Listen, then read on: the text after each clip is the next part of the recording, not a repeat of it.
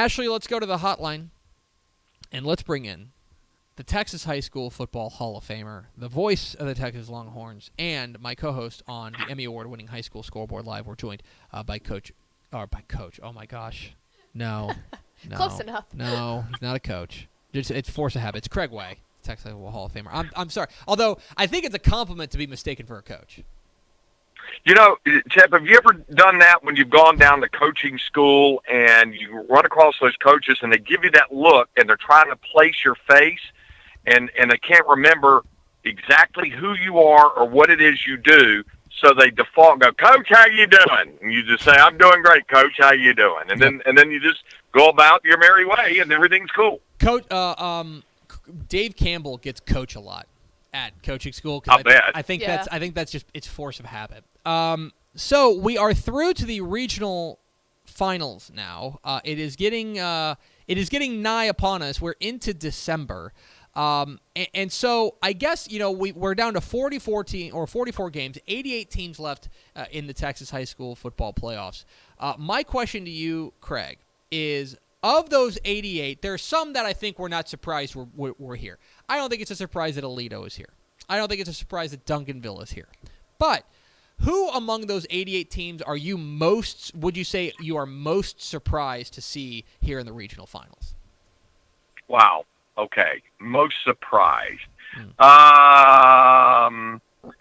Simply because of the difficulty of the area they were in and what they were having to deal with in their districts, and then beyond that, I think one could offer a Prosper. Mm-hmm. I think you could do that.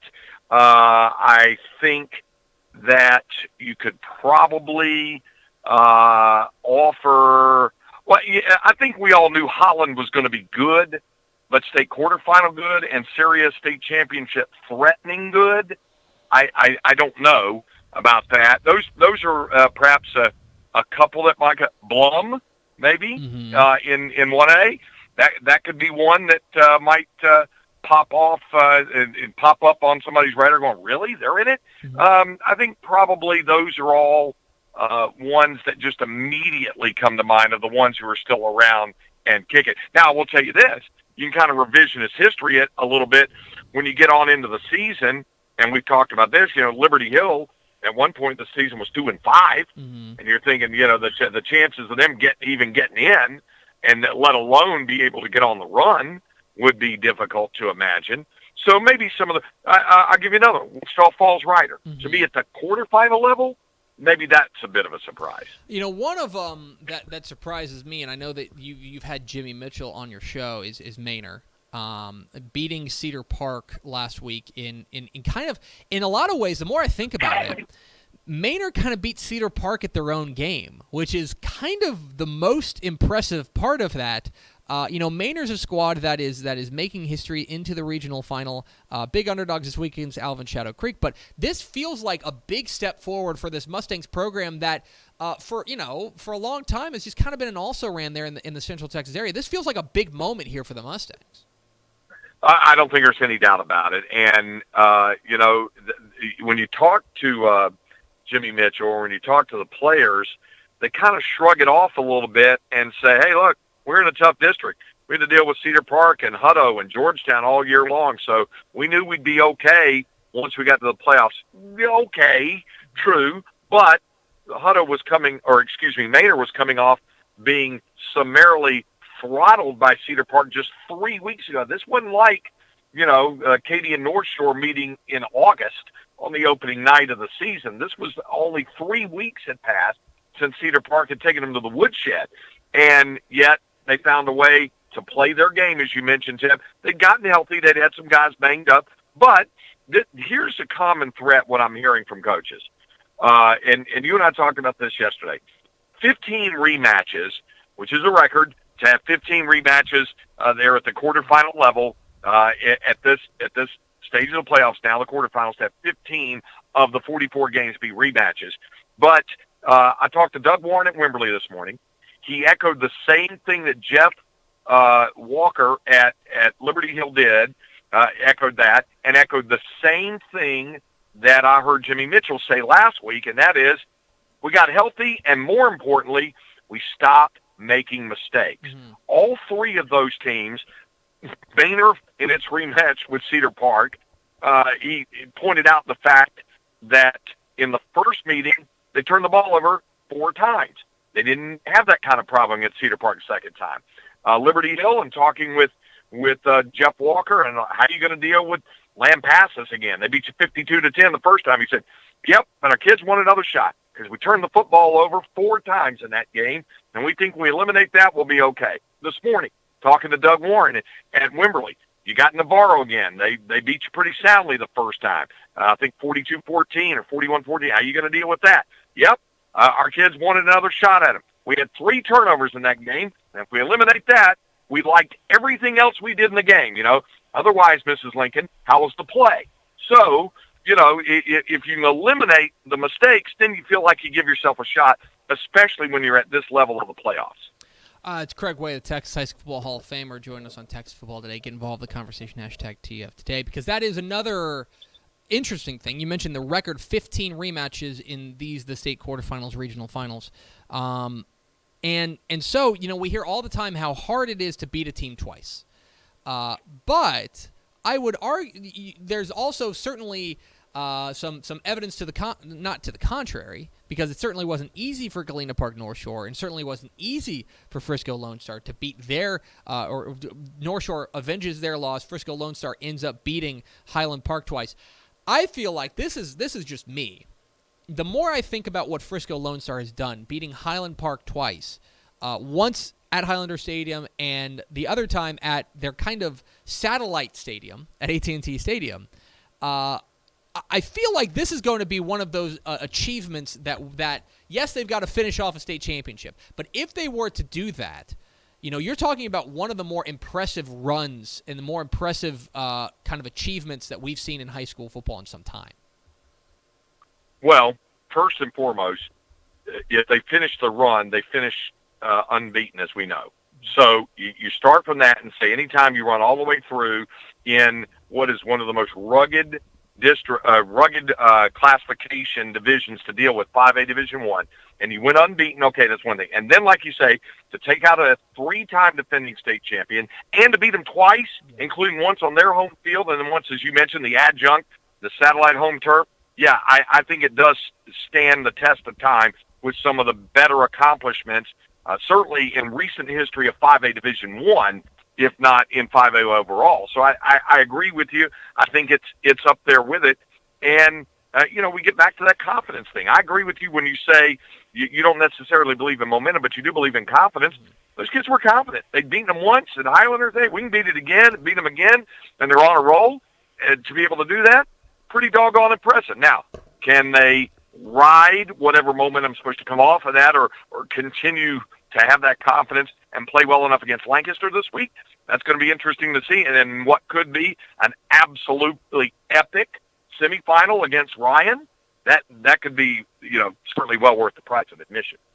So now I want to ask you, we get to the point now in the regional finals where every game is pretty much must see. I think there's probably only, off the top of my head, I would say there's only 2 teams that I feel pretty confident are going to get into those state semifinals, because all these games are really good. But what I'm going to do is I'm going to ask you about those 15 rematches. There's 15 rematches across the state, and I'm going to give you 3, and I'm going to make you choose one that you are most interested in. Would you go with Argyle and Waco La Vega? Would you go with, let's say, where else do I want to go with this? Or do you want to go with Columbus and Hallettsville, a little bit off the beaten path? Or do you want to go with Brock and Pilot Point? Which of those smaller school rematches will you have your eye on the most? Well, they're all good.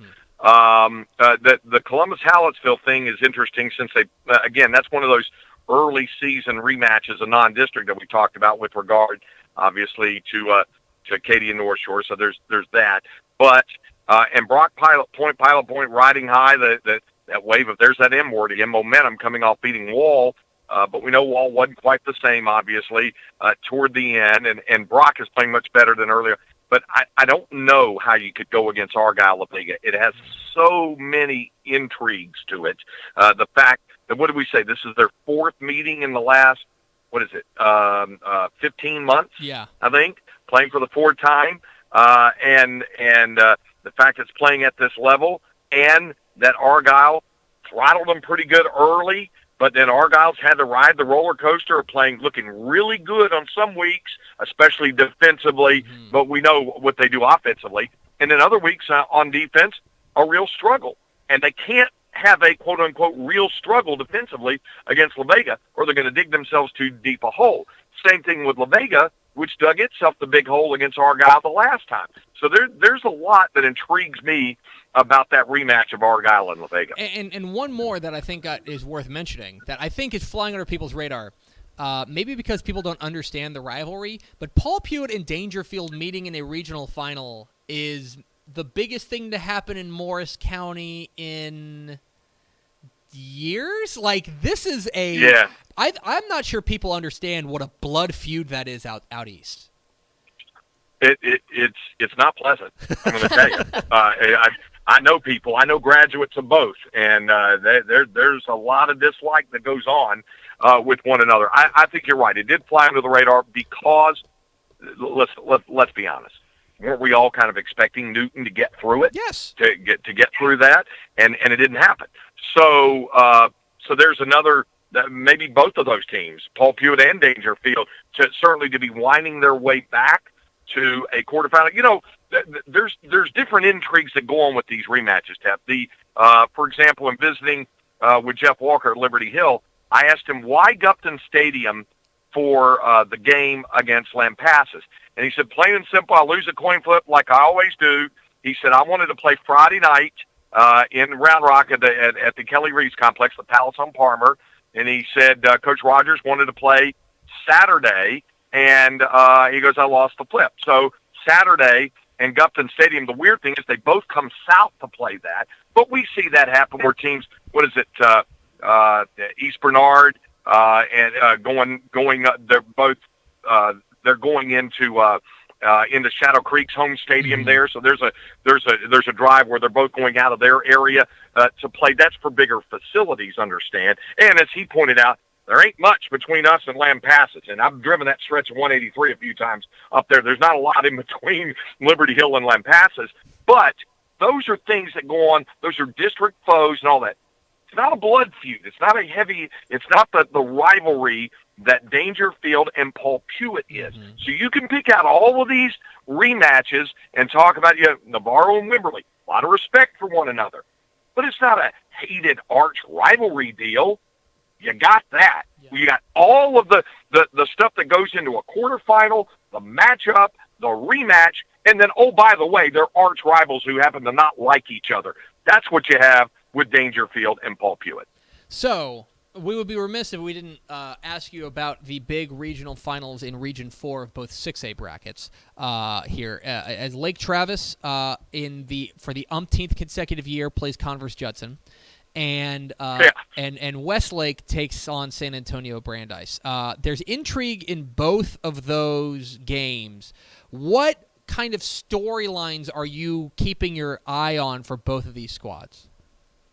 Well, I'll go chronologically. Friday night is Westlake Brandeis, and plain and simple to me, I know people talking about Kirkland Michaud and how well he's played and how he separated himself from the other two quarterbacks for Westlake this year. But this game, to me, boils down to Westlake's defense, which has been killer all season long against the Brandeis offense. It's plain and simple to me on that one. Now, on the Saturday game, there's a lot of subplots into this. When I had Hank Carter on my show this morning, I asked him, I said, you're not one of the 15 rematches, but it darn sure feels like it, doesn't it? He goes, yeah, we used to play him in the regular season, and we've been playing him in the playoffs, so yeah, we know him pretty well. He said there's not much difference at all between what Coach Williams is doing at Judson now and what Sean McAuliffe did before, so he said there's not much difference there. And then you add the wrinkle, Tep. Hudson Card's been practicing. Practiced a little bit last week. He's practicing this week. I asked Hank Carter point blank, could he play?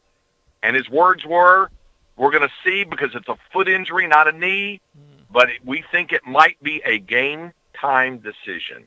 That tells me they're trying to get him ready to play. So and if you get him ready to play, that's one thing whether he can play some, but you get him ready to play, you got to win the game against Judson, and it's, what is it, our friend Jerry Forrest, the computer has Judson, I think, favored by 1 point. That's how close it is. So you get past that, and then you get to the other deal, then you'd have to have him ready for North Shore perhaps in the state semifinal. So they're trying to get him ready. He's Craig Way. He's the Texas High School Football Hall of Famer. Listen to his fine work on the Horn in Austin. Of course, see him on High School Scoreboard Live on Saturday night, the Saturday night extravaganza with myself, Rick Renner, and Craig Way. Craig, appreciate your time, my friend, and I will see you on Saturday night. Hey, join me in that. Oh, you can't join me in Abilene. You've got relatives in town. I'm going to Strawn Richland Springs, and then I'll camp out at, as you call it, the Star in Frisco on Saturday before seeing you in the studio. Yes, make sure you go see Craig if you're at any of these games. Craig, appreciate your time, pal. All right, we'll see you. There he goes, Craig Way, the Texas High School Football Hall of Famer, joins us every Tuesday here on Texas Football Today.